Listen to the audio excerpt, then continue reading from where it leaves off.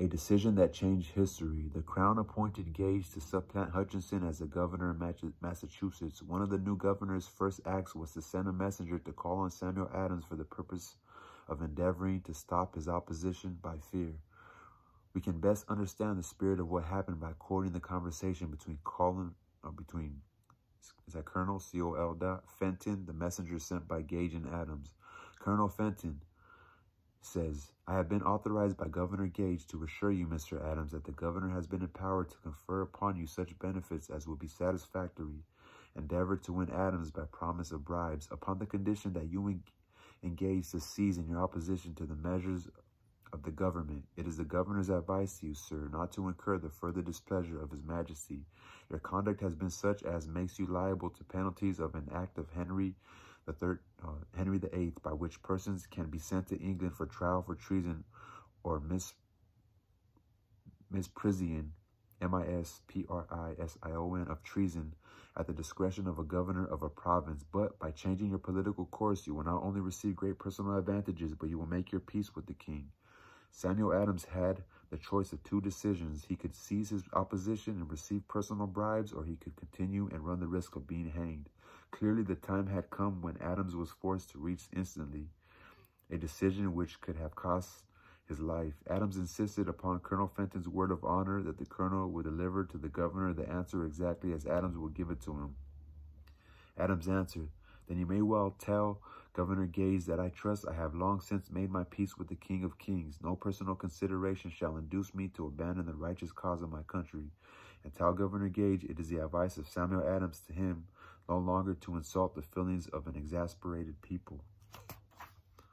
When Governor Gage received Adams' caustic reply, he flew into a rage and issued a proclamation which read, I do hereby in his majesty's name offer and promise his most gracious pardon to all persons who shall forthwith lay down their arms and return to the duties of peaceable subjects, excepting only from the benefit of such pardon Samuel Adams and John Hancock, whose offenses are of too flagitious a nature to admit of any other consideration but that of condign punishment, C-O-N-D-I-G-N, punishment. As one might say in modern slang, Adams and Hancock were on the spot.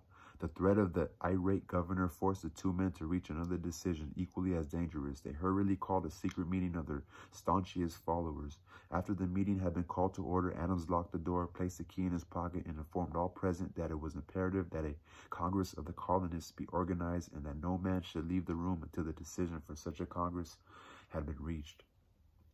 Great excitement followed. Some weighed the possible consequences of such radicalism. Some expressed grave doubt as to the wisdom of so definite a decision in defiance of the crown.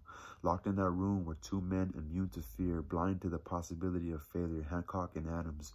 Through the influence of their minds, the others were induced to agree that, through the Correspondence Committee, arrangements should be made for a meeting of the First Continental Congress to be held in Philadelphia, September 5th, 1774.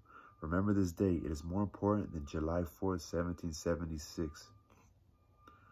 If there had been no decision to hold a Continental Congress, there could have been no signing of the Declaration of Independence. So the Continental Congress of September 5th. Before the first meeting of the new Congress, another leader in a different section of the country was deep in the throes of publishing a summary view of the rights of British America. It was Thomas Jefferson of the province of Virginia, whose relationship to Lord Dunmore, representative of the Crown in Virginia, was as strained as that of Hancock and Adams with their governor. Shortly after his famous Summary of Rights was published, Jefferson was informed that he was subject to prosecution for high treason against His Majesty's government. Inspired by the threat, one of Jefferson's colleagues, Patrick Henry, boldly spoke his mind, concluding his remarks with a sentence which shall remain forever a classic. If this be treason, then make the most of it. It was such men as these who, without power, without authority, without military strength, without money, sat in solemn consideration of the destiny of the colonies, beginning at the opening of the First Continental Congress and continuing at intervals for 2 years until on June 7, 1776, Richard Henry Lee arose, addressed the chair, and to the startled assembly made this motion. Gentlemen, I make the motion that these united colonies are and of right ought to be free and independent states, that they be absolved from all allegiance to the British crown, and that all political connection be between them and the state of Great Britain is and ought to be totally dissolved. That all political connection be between them and the state of Great Britain is and ought to be totally dissolved. Damn. This is the history of America right here.